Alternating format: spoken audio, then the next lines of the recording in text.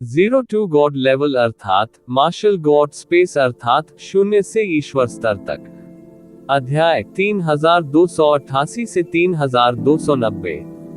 नमस्कार, आप कहानी में खो जाएं उससे पहले चैनल को सब्सक्राइब करें और नोटिफिकेशन ऑन करें। धन्यवाद। मुझे लगता है कि दाववादी मार्शल सम्राट लॉ क्रिस्टल्स को खोजने के लिए जल्द से जल्द क्रिस्टल वैली में प्रवेश करना चाहता है। युद्ध सम्राट ने समझदारी से कहा। ठीक है, तो मैं आपकी खबर का इंतजार करूंगा, ये जिवेन ने बिना किसी दिखावे के कहा। ये दोनों जल्दी ही अलग हो गए। ये जिवेन ने एक कदम आगे बढ़ाया और क्रिस्टल वैली की ओर दौड़ पड़े।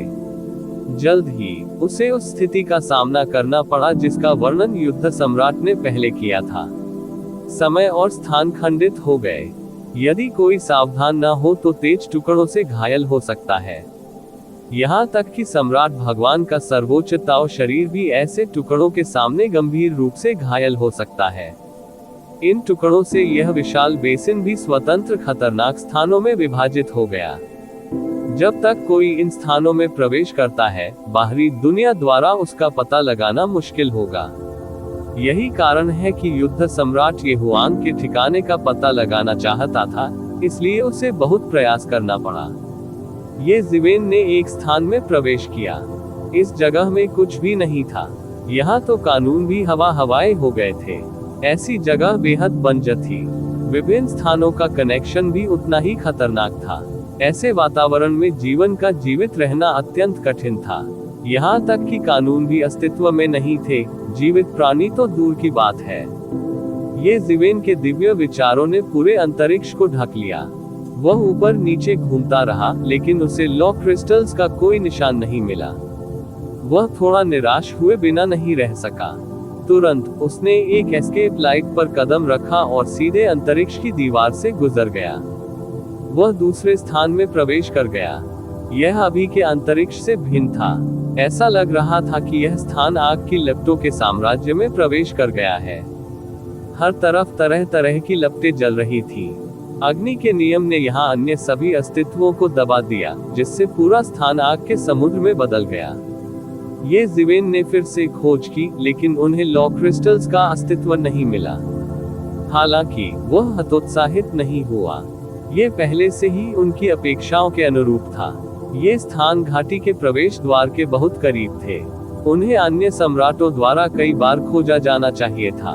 यदि लॉ क्रिस्टल होते भी, तो वे पहले ही दूसरों द्वारा प्राप्त कर लिए गए होते।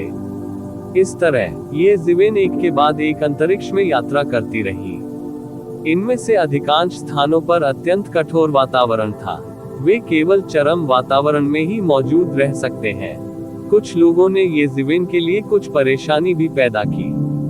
जल्द ही ये जिवेन अपनी निरंतर उड़ान के साथ धीरे धीरे क्रिस्टल वैली के केंद्र की ओर बढ़ने लगा।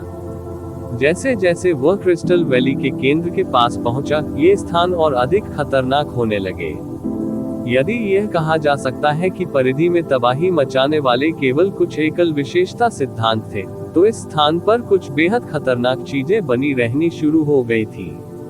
ऐसा इसलिए था क्योंकि उसने पूरे युद्ध क्षेत्र के केंद्र की ओर जाना शुरू कर दिया था, वह स्थान जहां अद्वितीय स्वामी लड़ते थे। इसलिए ये जिवेन अधिक से अधिक सावधान रहने लगी। वह अब पहले जैसा बेईमान नहीं रहा।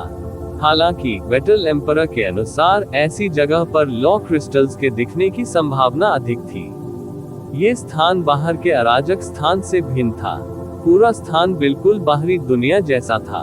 हर जगह बहुत सामान्य स्थिति थी। पक्षी गा रहे थे और फूल सुगंधित थे। हालांकि ऐसी जगह पर ऐसी जगह का दिखना सबसे असामान्य जगह थी। ये जिवेन अभी अंतरिक्ष चैनल से गुजरा ही था कि वह अचानक एक अंतरिक्ष में प्रवेश कर गया।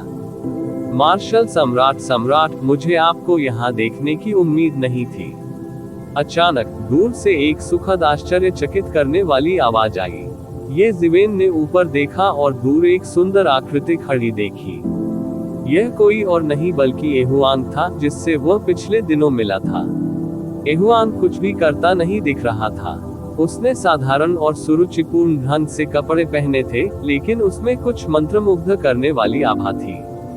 ओह, यह मार्शल सम्राट है, ये जिवेन ने कहा। उसकी अभिव्यक्ति नहीं बदली, लेकिन वह पहले से ही सतर्क रहना शुरू कर चुका था। यहाँ एहुआंग से मिलना अच्छी बात नहीं थी। हालांकि एहुआंग और वह एक दूसरे को लंबे समय से जानते थे, उसके लिए एहुआंग एक अच्छा दोस्त तो दूर, एक अच्छा इंसान भी नहीं था। वह सम्राट ली से जानता था कि एहुआंग की उत्पत्ति रहस्यमय थी। फॉर्चून डिवाइन कैपिटल में जहां कई स्वामी थे, उन्होंने खुले तौर पर ग्रीन स्काई एसोसिएशन को संगठित करने का साहस किया। वह नहीं जानता था कि ऐसे व्यक्ति के पीछे किस प्रकार का शक्तिशाली व्यक्ति था। और सबसे ज्यादा महत्वपूर्ण बात यह थी कि वह नहीं जानता था कि वह उसकी दोस्त है या दुश्मन। हालांकि वह आवश्यक रूप से एक नश्वर शत्रु नहीं थी, फिर भी इस स्थान पर कुछ भी कहना कठिन था। क्या संयोग है, मुझे यहाँ मार्शल सम्राट को देखने की उम्मीद नहीं थी। मैंने पहले मार्शल सम्राट की तलाश के लिए किसी को भेजा था, लेकिन मार्शल सम्राट उस समय बंद दरवाजे के प्रशिक्षण में था, इसलिए मैं उसे नहीं देख सका। अन्यथा मैं निश्चित रूप से मार्शल सम्राट को एक साथ आने के लिए आमंत्रित करेंगे। ये जिवेन की सतर्कता की तुलना में एहुआंग बहुत मिलनसार था। वह एक कदम आगे बढ़ी और ये जिवेन के सामने पहुंची। एक सुगंधित हवा चली। ये जिवेन ने उसकी ओर देखा। सबसे पहले ये जिवेन की खेती के साथ उन्हें केवल यह महसूस हुआ कि एहुआंग की खेती अथाह थी। वह इसका अनुमान ही नहीं लगा सका। हालांकि अब वह पहले से ही देख सकता था कि एहुआंग वास्तव में सम्राट क्षेत्र के चरम पर था। इसमें कोई आश्चर्य नहीं कि वह फॉर्चून डिवाइन कैपिटल में जो चाहे वह कर सकती थी। यहाँ तक कि सम्राट ली, जो शक्तिशाली थे और उनके पास एक पद था, को भी पीछे हटना पड़ा। वह सचमुच बहुत प्रभावशाली थी। इसके अलावा एक महिला के रूप में इस स्तर तक विकसित होने में सक्षम होना एक चमत्कार था। असंख्य विश्वों में ही नहीं, फॉर्चून दिव्य राजवंश में भी साम्राज्यों की संख्या बहुत कम थी। एहुआंग जैसी शक्तिशाली साम्राज्ञियां फीनिक्स पंख और किलिन सींग जितनी दुर्लभ थी। क्यों? क्या मार्शल सम्राट एहुआंग ने मेरी तलाश की? ये जिवेन ने चेहरे पर मुस्कान के साथ कहा। शुरुआती सतर्कता के बाद ये जिवेन ने भी थोड़ा आराम किया। ऐसा इसलिए था क्योंकि वह उतना शक्तिहीन नहीं था जितना वह तब था जब वह एहुआंग से पहली बार मिला था। भले ही एहुआंग शिखर सम्राट लॉर्ड थे, यह उनके लिए कोई बड़ी बात नहीं थी। आखिरकार उसने सम्राट ईगल हॉर्न को भी मार डाला था। लेकिन मुझे उम्मीद नहीं थी कि हम यहाँ संयोग से मिलेंगे। ये वास्तव में भाग्य है। एहुआंग ने बिना किसी हिचकिचाहट के सिर हिलाया। उसकी शक्ल देखकर उसके बारे में गलत धारणा बनाना मुश्किल था। ये जिवेन कोई अपवाद नहीं था। ये सिर्फ इतना था कि उसने सम्राट ली को ये कहते हुए सुना था कि वह क्लियर स्काई एसोसिएशन से संबंधित है, इसलिए वह अपने दिल में थोड़ा अधिक सतर्क था।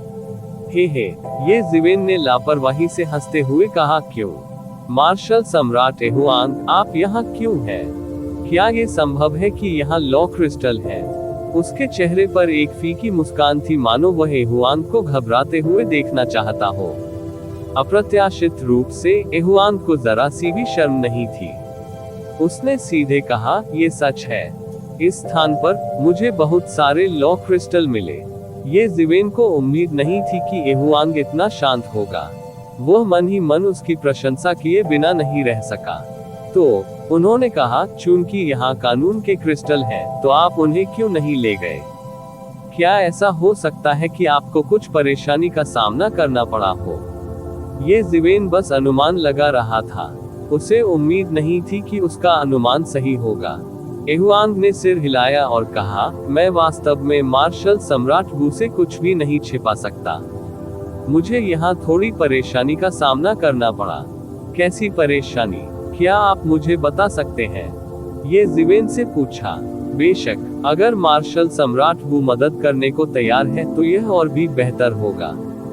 समय आने पर हम लॉ क्रिस्टल्स को समान रूप से विभाजित कर देंगे। ये कैसा रहेगा? एहुआंग ने बहुत सीधे तौर पर कहा। उसे बिल्कुल भी शर्म नहीं थी। वह थोड़ी साहसी और व्यापक विचारों वाली थी। ये किस तरह की परेशानी है? मुझे बताओ, ये जिवेन ने लापरवाही से पूछा। हालांकि एहुआंग ने अपना रवैया बिल्कुल भी नहीं छिपाया। इससे ये जिवेन को थोड़ी दिलचस्पी हुई। वह पूछे बिना नहीं रह सका। वास्तव में इस स्थान की गहराई में एक वेदी है और इस वेदी की गहराई में कई कानून क्रिस्टल है। हालांकि इस वेदी की रक्षा के लिए एक मार्शल इरादा है। मैंने इसकी कोशिश की है लेकिन मैं नहीं कर सकता इसे तोड़ूं। एहुआंग ने संक्षेप में इस वेदी की स्थिति का परिचय दिया।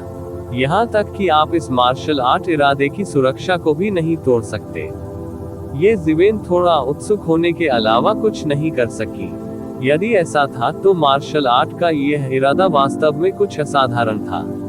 पहले युद्ध सम्राट ने यह भी कहा था कि इस स्थान पर, चाहे वह मार्शल आर्ट का इरादा हो या कुछ विशेषज्ञों के रक्त से प्राप्त कुछ जीव, वे सबसे खतरनाक चीजों में से एक थे। हालांकि यह सिर्फ एक मार्शल आर्ट का इरादा था, यह उनके लिए बेहद खतरनाक था। मार्शल आर्ट के इरादे की तरह, जिसे उसने अब पीछे छोड़ दिया है, वह गारंटी दे सकता है कि वह सैकड़ों अर्थ सम्राटों पर अत्याचार कर सकता है। ठीक है, ये सही है। एहुआंग के चेहरे पर थोड़ा धूर्त भाव दिखा। इसलिए मैंने विशेष रूप से उन सम्राट स्तर के प्राणियों के बीच समाचार जारी किया, जिससे सम्राट स्तर के प्राणियों के बीच कुछ बड़े शॉट्स को वेदी पर आने के लिए आकर्षित किया गया। ये ज़िवेन का यह सुनते ही अभिव्यक्ति अचानक थोड़ी अजीब हो गई। उसने फिर एहुआंग की ओर देखा। वह केवल इतना ही कह सका कि वह सचमुच बहुत शातिर दिमाग थी। हालांकि इसे एक खुली साजिश भी माना जा सकता है। अगर उसने ऐसी खबर सुनी तो ये कहना मुश्किल था कि क्या उसके पास देखने के लिए आने का कोई विचार होगा या नहीं। इसके अलावा एहुआंग झूठ नहीं बोल रहा था। उसने अभी खबर जारी की। षड्यंत्र भयानक नहीं थे। किसी भी तरह की साजिश खुली ताकत के सामने तैरते बादलों की तरह थी। हालांकि खुले भूखंडों से बचाव करना मुश्किल था। यह कोई आश्चर्य की बात नहीं थी कि सम्राट ली एहुआंग से इतना डरते थे। यह शायद सिर्फ उसके पीछे क्लियर स्काई एसोसिएशन के कारण नहीं था। उसकी अपनी बुद्धि भी कुछ ऐसी थी जिससे लोग बेहद डरते थे। बस एक खबर सम्राट स्तर के प्राणियों के बीच बड़ी संख्या में शीर्ष विशेषज्ञों को उसके लिए रास्ता तलाशने के लिए आकर्षित कर सकती है। ऐसी औरत से दूर रहना ही बेहतर था। यदि आप केवल पीछे रहना चाहते हैं और लाभ प्राप्त करना चाहते हैं, तो मुझे लगता है कि आपको मुझे ये खबर बताने की बिल्कुल भी आवश्यकता नहीं है। मार्शल आर्ट के इरादे से मौत से लड़ने के लिए उन सम्राट स्तर के प्राणियों की प्रतीक्षा करें और फिर आए गंदगी को साफ करने के लिए। क्या ये पर्याप्त नहीं है? ये ज़िवेन के दिल में संदेह न केवल कम नहीं हुआ, बल्कि बढ़ता ही गया। जितना अधिक वह जानता था, उतना ही अधिक उसे अनिवार्य रूप से संदेह होता था कि कुछ गड़बड़ चल रही थी। क्या आप मुझ पर संदेह कर रहे हैं? वास्तव में यह उतना जटिल नहीं है। मुझे अभी खबर मिली है कि सम्राट स्तर के प्राणियों के बीच एक बहुत परेशान करने वाला लड़का है। मुझे यकीन नहीं है कि मैं उसके सामने लाभ प्राप्त कर पाऊंगा। प्रतिवेदन किसी भी खराब अनुवाद के बारे में हमें बताने के लिए टेक्स्ट का चयन करें और रिपोर्ट पर क्लिक करें। लेस देन पिछला सूचकांक अगला ग्रेटर देन एहुआंग के चेहरे पर हल्की सी मुस्कान थी। हालांकि योजना में एक खामी थी, लेकिन उसे इसकी बिल्कुल भी परवाह नहीं थी। किस प्रकार का व्यक्ति आपको परेशान कर सकता है? ये ज़िवेन थोड़ा उत्सुक होने के अलावा कुछ नहीं कर सका। एहुआंग की ताकत अब ये ज़िवेन की नजर में थी। हालांकि वह उसके जितनी अच्छी नहीं थी, फिर भी उसे शिखर सम्राटों में प्रथम श्रेणी का व्यक्ति माना जाता था। वह सम्राट तियानयी से कहीं अधिक ताकतवर थी, जिसे ये ज़िवेन ने पहले मार डाला था। वह शून्य सम्राट से भी अधिक शक्तिशाली थी। हालांकि उसकी तुलना 10 महान सम्राटों से नहीं की जा सकती थी, लेकिन उसमें केवल नींव और संचय की कमी थी। उन्हें 10 महान सम्राटों के नीचे प्रथम श्रेणी की विशेषज्ञ माना जाता था। उसकी ताकत के साथ ऐसे बहुत से लोग नहीं थे जो उसे यह महसूस करा सके कि यह एक कांटेदार समस्या है, या यहाँ तक कि एक मछुआरा भी नहीं था जो स्थिति का लाभ नहीं उठा सकता था। ठीक वैसे ही जैसे जब वे पहले किंग लेवर ड्रैगन वेन के लिए लड़ रहे थे, चाहे शून्य सम्राट और स्काई डिस्ट्रॉइंग कॉप्स किंग ने कितनी भी कोशिश की हो, एक मछुआरे की तरह उसका फायदा उठाना उनके लिए बिल्कुल असंभव था। ये पुनर्तः दमन था। यदि अन्य सम्राट भी मिल जाएं तो भी वे उसका लाभ नहीं उठा सकेंगे। एहुआंग की बातों से ऐसा लग रहा था कि कोई ऐसा भयानक विशेषज्ञ भी आ रहा है। वह स्वाभाविक रूप से बहुत रुचि रखते थे। जहां तक उस व्यक्ति की बात है जिसने एहुआंग से निपटना मुश्किल बना दिया था, उसे कोई परवाह नहीं थी। भले ही वह एक युद्ध सम्राट था, उसे अब डरने की कोई बात नहीं थी। सम्राट स्तर के प्राणी को मारने की बात तो दूर, जो ईगल हॉर्न सम्राट को मारने से अलग था। फॉर्चून गॉड राजवंश के लिए सम्राट स्तर के प्राणी को मारना केवल एक सराहनीय कार्य होगा, कोई गलती नहीं। समय आने पर यह अवश्य ही एक बड़ा पुरस्कार होगा, क्योंकि 9वें क्षेत्र के सम्राट स्तर के प्राणी को पहले से ही सम्राट स्तर के प्राणियों में सबसे ऊपर माना जाता था। अतीत में उनमें से किसी एक को अनगिनत वर्षों तक मरने देना बहुत कठिन था। अक्सर जब उनकी आयु पूरी हो जाती थी तो वे स्वयं ही मर जाते थे। 9वें क्षेत्र के प्रत्येक सम्राट स्तर के प्राणी के पास एहुआंग की क्षमता नहीं थी कि वह अपनी स्वयं की खेती को काट दे और शाश्वत जीवन प्राप्त करने के लिए सृजन के महान तरीके को फिर से विकसित करे। इस प्रक्रिया में उनमें से अधिकांश बिना दफन स्थान के ही मर गए। हर किसी को सफलतापूर्वक दोबारा खेती करने का सौभाग्य नहीं मिलता। किसी भी राजा या सम्राट के बारे में कहा जा सकता है कि उसे स्वर्ग का आशीर्वाद प्राप्त है। उन्हें स्वर्ग का अनुग्रह प्राप्त था, यही कारण था कि उनके पास ऐसी पृथ्वी विभाजनकारी उपलब्धियां थीं। हालांकि उन्होंने इसे महत्व नहीं दिया। अपने स्वयं के महान दाव को अलग करना अपनी कब्र खोदने के समान था। यहाँ तक कि उनका सर्वोच्च कर्म भाग्य भी विच्छेद हो जाएगा। उसके बाद वे आम लोगों की तरह बड़ी कठिनाई से संघर्ष करेंगे। उनमें से अधिकांश इसी दौरान मर जाएंगे। यह प्रोसेस ये ठीक इसी वजह से था कि कोई भी सम्राट स्तर का प्राणी जो महान पद के विरुद्ध जा सकता था और अंततः एक शाही भगवान के महान पद को प्राप्त कर सकता था, वह एक पृथ्वी टूटने वाला अस्तित्व था। ऐसे शक्तिशाली अस्तित्व की तो बात ही छोड़ दे। मुझे यकीन है कि साथी दाववादी मार्शल सम्राट जानता है कि हमारे फॉर्चून गॉड राजवंश में 10 महान सम्राट हैं। बाहरी डोमेन में तथाकथित 10 महान सम्राट भी हैं। जो व्यक्ति समाचार प्राप्त करने के बाद यहाँ आया था वह उनमें से एक है। 10 महान सम्राट रक्त साम्राज्य लिंगलांग। एहुआंग ने कहा, रक्त महारानी लिंगलांग। ये जिवेन ने उत्तर दिया। वह स्वाभाविक रूप से रक्त महारानी लिंगलांग की प्रतिष्ठा के बारे में जानता था। वह विदेशी क्षेत्र के सम्राट विशेषज्ञों के बारे में अधिक नहीं जानता था। हालांकि वह शीर्ष 10 सम्राट विशेषज्ञों के बारे में जानता था, और रक्त महारानी लिंगलांग उनमें से एक थी। यह अफवाह थी कि उसकी खेती अथाह थी। वह विदेशी क्षेत्र में रक्त के समुद्र से पैदा हुई एक प्राणी थी। अपने जन्म के बाद उसने पहले ही आतंक का साम्राज्य स्थापित कर दिया था। हालांकि वह 10 महान सम्राटों में सबसे अनुभवी नहीं थी, फिर भी किसी ने उसे कम आंकने की हिम्मत नहीं की। हाँ, ये वही है। मुझे उम्मीद नहीं थी कि मैं उसे यहाँ आकर्षित कर पाऊंगा।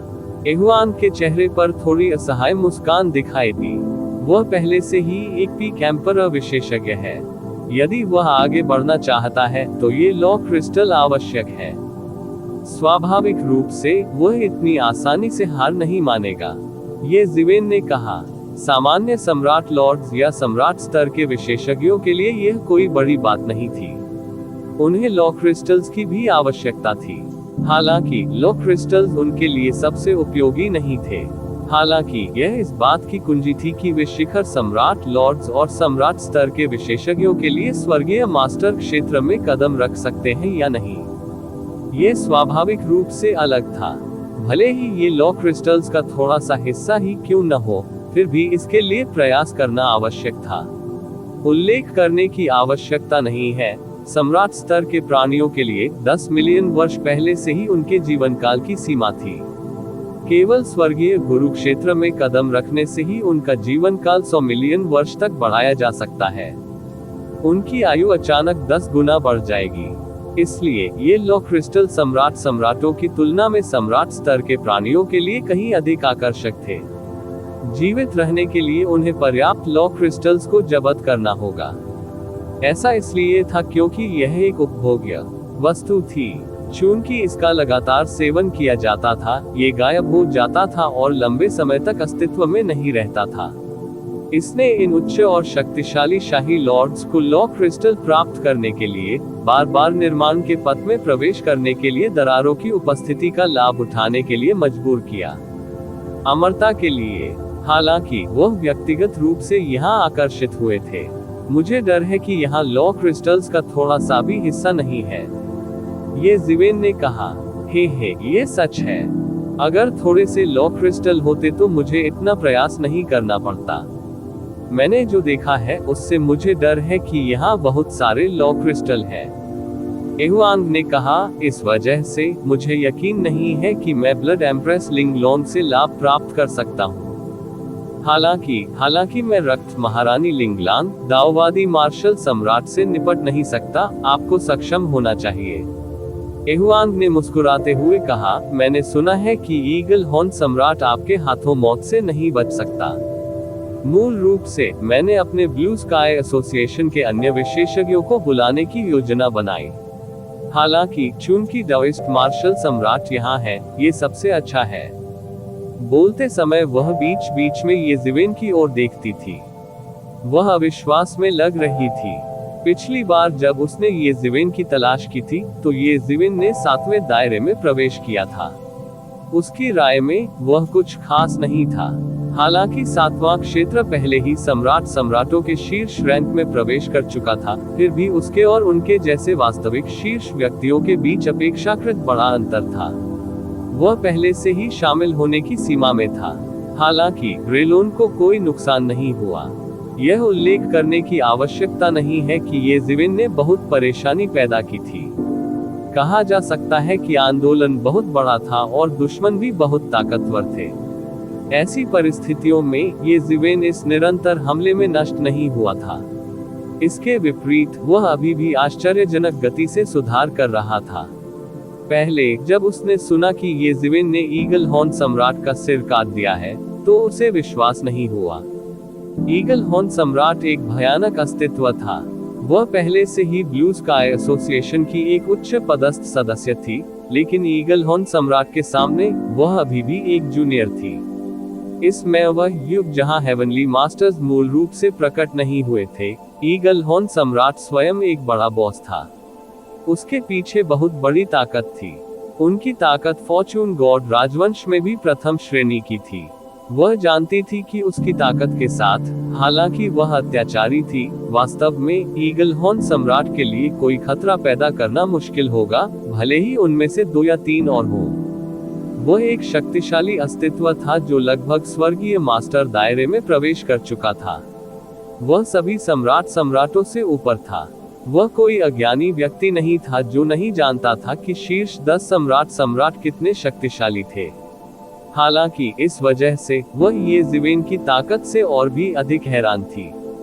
वह जितना अधिक जानती थी, उसे उतना ही अधिक भय महसूस होता था। अन्यथा उसने ये ज़िवेन को जल्दबाजी में उनके साथ शामिल होने के लिए नहीं कहा होता। ये ज़िवेन मुस्कुराए। वह सोच रहा था कि एहुआंग ने क्लियर स्काई एसोसिएशन के विशेषज्ञों की तलाश क्यों नहीं की। रक्त महारानी लिंगलोंग वास्तव में भयानक थी। हालांकि उन्हें विश्वास नहीं था कि क्लियर स्काई एसोसिएशन के पास इससे निपटने का कोई रास्ता नहीं होगा। हालांकि उन्हें तुरंत पता चल गया कि इसमें अभी भी हितों का टकराव शामिल था। यदि यह वह होता तो वह अभी भी इसे एहुआंग के साथ साझा कर सकता था। हालांकि यदि ब्लू स्काई एसोसिएशन ने कार्रवाई की तो ये कहना वास्तव में कठिन था कि अंत में एहुआंग कितना पीछे रह जाएगा। ये ज़िवेन के लिए भी यह एक अवसर था। पहले उन्होंने कई स्थानों पर खोज की लेकिन लॉ क्रिस्टल का अस्तित्व नहीं मिला। अब आखिरकार लॉ क्रिस्टल का एक निशान मिल गया। आपने समाचार जारी किया, क्या वे आ गए? ये ज़िवेन ने पूछा। वे अभी तक नहीं आए हैं, लेकिन वे जल्द ही यहाँ आएंगे। क्यों? एहुआंग ने ये ज़िवेन की ओर देखा और पूछने से खुद को नहीं रोक सका। ये ज़िवेन ने रुकते हुए कहा, चूंकि वे अभी तक नहीं आए हैं, तो मैं जाऊंगा और देखूंगा कि यह किस तरह का मार्शल आर्ट है। यह आपको रोक भी सकता है। एक मार्शल आर्ट वसीयत 9वें क्षेत्र के मास्टर को रोक सकती है। ये अपने आप में असाधारण था। ये ज़िवेन ने एक कदम आगे बढ़ाया और उनके दिव्य विचार सीधे इस स्थान की गहराई में चले गए। उसने देखा कि इस स्थान के सबसे गहरे भाग में, टूटे हुए स्थानों की परतों के सबसे गहरे भाग में, एक विशाल वेदी थी। पूरी वेदी पृथ्वी, अग्नि, जल और वायु तत्वों से घिरी हुई थी जो अनियमित रूप से घूम रहे थे। इस वेदी के चारों ओर एक अव्यवस्थित कानून क्षेत्र बन गया था। इस वेदी के नीचे हर जगह विभिन्न आकार के लॉ क्रिस्टल देखे जा सकते थे। वे शून्य में ऐसे तैर रहे थे मानो वे पूरी वेदी को सहारा दे रहे हों। वेदी के ऊपर एक भयानक साया पूरी वेदी पर छाया हुआ था, मानो वह इसकी रक्षा कर रहा हो। केवल एक इच्छा शक्ति में ही अकल्पनीय मात्रा में शक्ति होती है। ये ज़िवेन के दिव्य विचार अभी अभी आए थे और वे इस विचार से चकनाचूर हो गए। वह थोड़ा स्तब्ध भी था। ये जानना महत्वपूर्ण था कि सबसे प्रतिकूल वातावरण में भी उनकी दिव्य भावना को नष्ट करना बहुत कठिन था।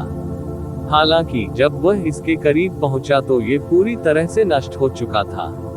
इस समय उसे अंततः समझ में आया कि एहुआंग ने ऐसा क्यों कहा कि वह भी इसके बारे में कुछ नहीं कर सकती।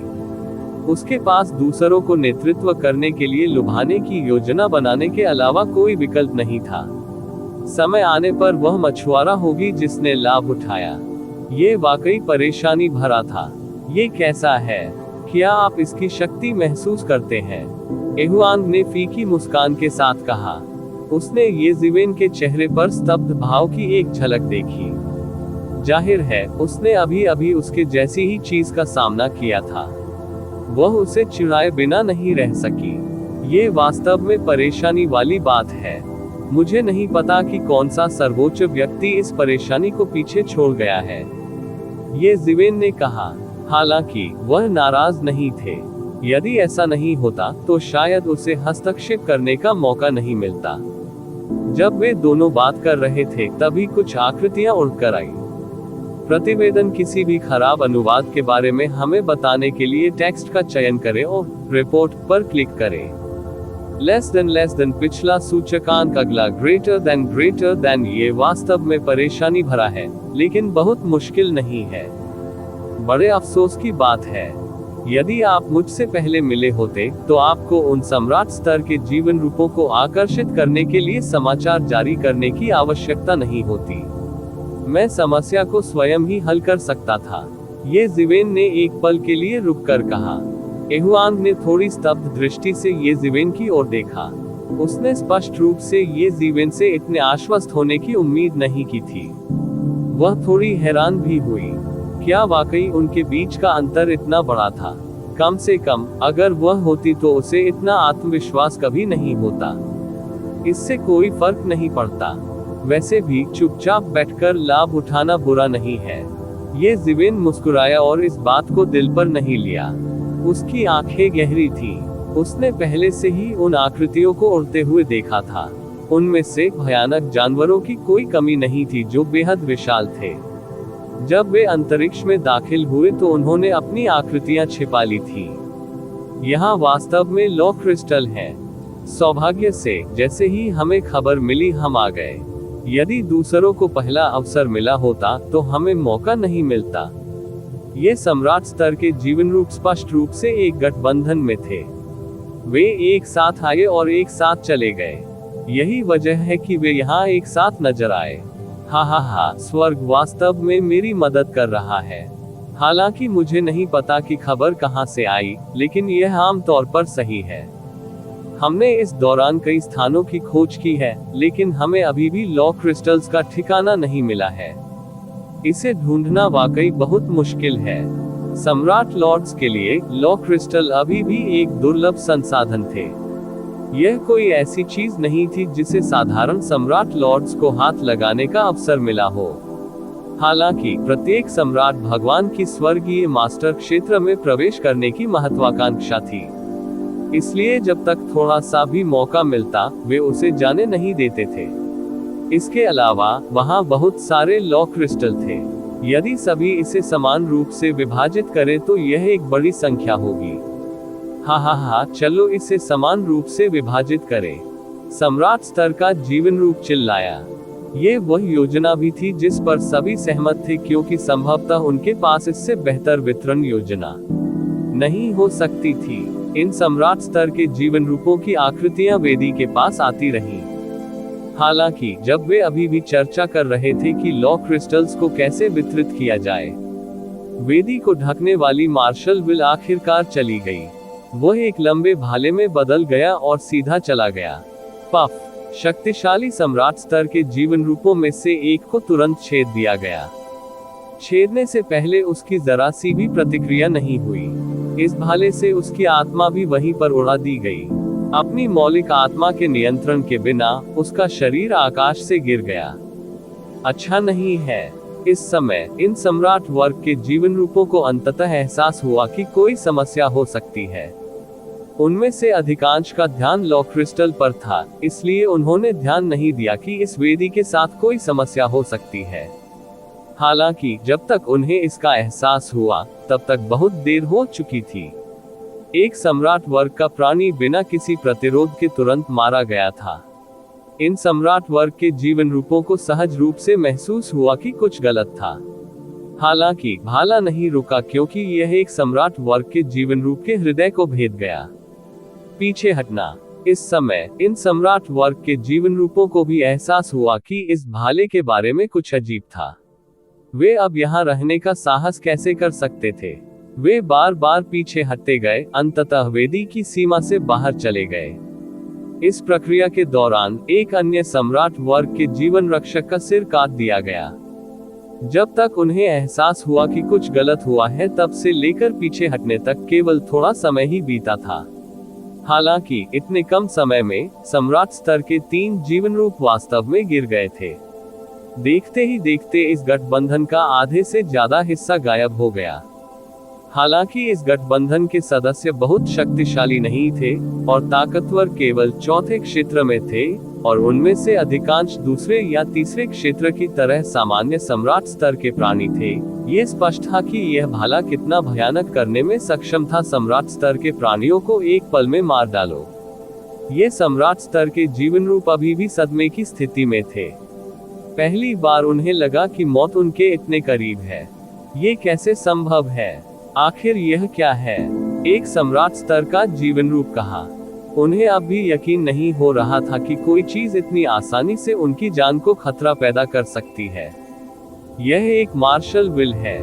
हिस, यह इतना भयानक कैसे हो सकता है? उसने ठंडी हवा का झोंका लेते हुए एक सम्राट स्तर का जीवन रूप कहा। उसने पहले ही पहचान लिया था कि इस भाले का कोई भौतिक शरीर ही नहीं है। ये सब मार्शल विल था। हालांकि इसकी वजह ये भी थी कि यह और भी भयानक लग रहा था। संप्रभु लॉर्ड्स के सभी भौतिक शरीर अत्यंत उत्तम दाव भौतिक थे। फिर भी केवल अपनी इच्छा शक्ति पर भरोसा करके यह मार्शल विल उनमें प्रवेश करने और उनकी आदिम आत्माओं को मिटाने में सक्षम थी। यदि इसका भौतिक शरीर होता तो ये कितना भयानक होता। इन सम्राट स्तर के जीवन रूपों का रंग अत्यंत कुरूप था। उन्होंने सोचा था कि वे लॉ क्रिस्टल पर अपना हाथ जमा सकते हैं। वे किया गया था बस एक क्षण पहले आत्मसंतुष्ट। हालांकि वास्तविकता ने तुरंत उनके चेहरे पर जोरदार तमाचा मारा, जिससे उन्हें एहसास हुआ कि वे कुछ भी नहीं थे। एक भाले ने एक सम्राट स्तर के जीवन रक्षक को एक पल में मार डाला। यह मार्शल विल वास्तव में अत्याचारी है। कोई आश्चर्य नहीं कि आप भी इसके बारे में कुछ नहीं कर सकते। ये ज़िवेन ने दूर से कहा। यह दृश्य देखकर वह थोड़ा उत्सुक हुआ।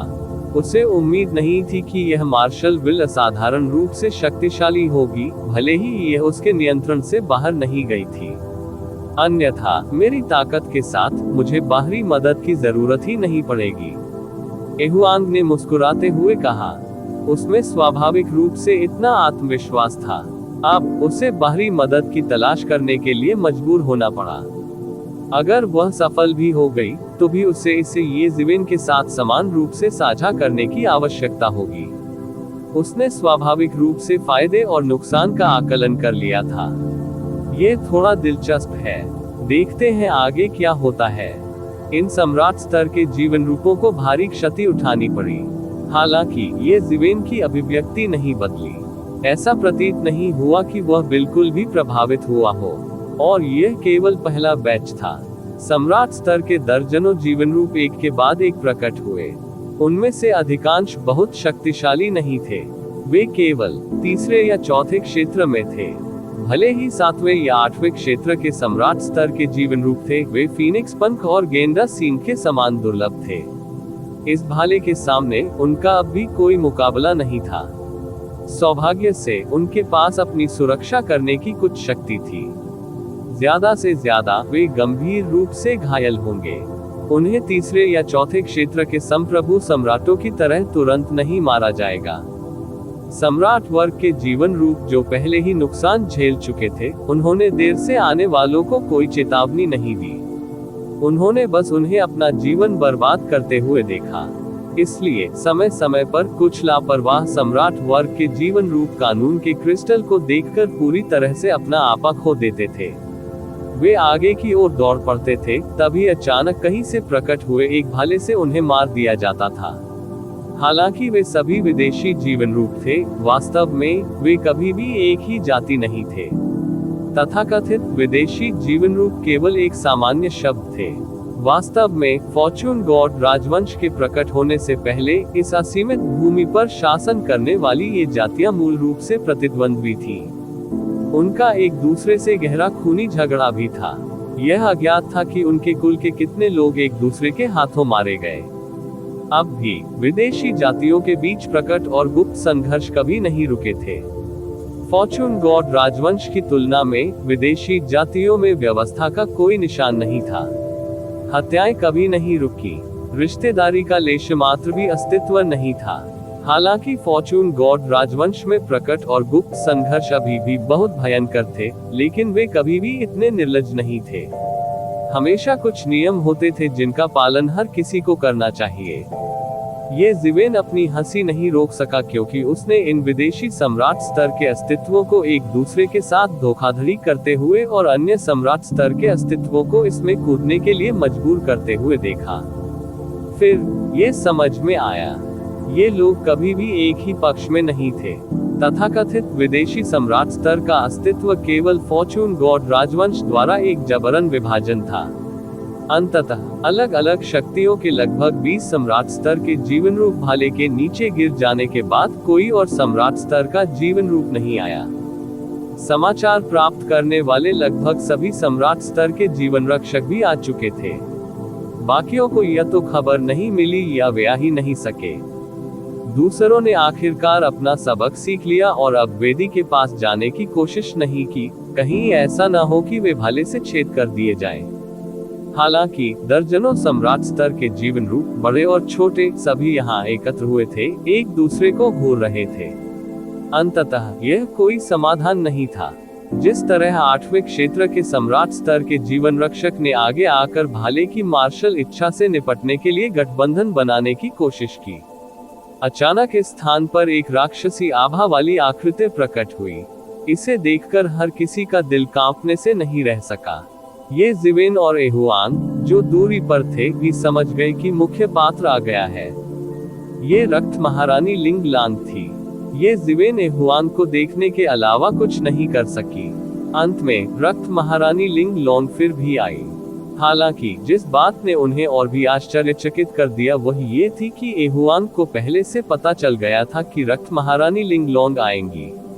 क्लियर स्काई एसोसिएशन की शक्ति उनकी उम्मीदों से परे थी। ये संभवतः उससे कहीं अधिक बड़ा था जितना उसने शुरू में सोचा था। इस चित्रकूट का भयानक समुद्र लेकर पहुंचे। ऐसा लगभग लग रहा था मानो ये स्थान खून के समुद्र में बदल जाएगा, और खून के समंदर की अंतहीन लहरों के ऊपर एक शख्स अकेला खड़ा था। ऐसा लग रहा था मानो ये शख्स पूरी जगह को दबा सकता है। रक्त महारानी लिंग लांग, ये जिवेन और एहुआंग अकेले नहीं थे जिन्होंने अपने सामने वाले व्यक्ति को पहचाना। इन सम्राट स्तर के जीवन रूपों में एक दो से अधिक ऐसे भी थे जो सामने वाले को पहचान लेते थे। फिर भी वे केवल अपना क्रोध ही निगल सकते थे। आखिरकार वे रक्त महारानी लिंगलांग, जो 10 महान सम्राटों में से एक थी, का कुछ नहीं कर सके। वे उसकी तुलना में बहुत कमजोर थे। उसे अकेले ही ऐसा महसूस हो रहा था मानो वह सबकी शक्ति को दबा देने वाला हो। ये जिवेन को पता ही नहीं चला कि उसने कब अपनी दोहरी पुतलियां खोल ली थी। उसने एक रक्त लाल आकृति को अंतहीन लहरों के ऊपर खड़ा देखा। ये रक्त लाल आकृति थी। उसका चेहरा साफ नजर नहीं आ रहा था। ऐसा प्रतीत होता था मानो उसका निर्माण अथाह रक्त से हुआ हो। उन्होंने एक भव्य रक्त लाल वस्त्र पहना था। वह विश्व का सर्वोच्च विशेषज्ञ प्रतीत होता था। कचरे का ढेर। आप मार्शल विल से भी नहीं निपट सकते। कितना शर्मनाक है। रक्त महारानी लिंग लोंग ने आते ही उन्हें फटकार लगाई। ऐसा नहीं लग रहा था कि वह अपने साथियों को डांट रही है। इसके बजाय वह कनिष्ठों के एक समूह को डांटती दिख रही थी जो दांव तक नहीं पहुंचे थे। प्रतिवेदन किसी भी खराब अनुवाद के बारे में हमें बताने के लिए टेक्स्ट का चयन करें और रिपोर्ट पर क्लिक करें। लेस देन पिछला सूचकांक, अगला ग्रेटर देन। इसी प्रकार के अपडेट्स लेते रहने के लिए हमारे चैनल ऑडियो बुक्स 108 को सब्सक्राइब करें और नोटिफिकेशन ऑन करें। धन्यवाद।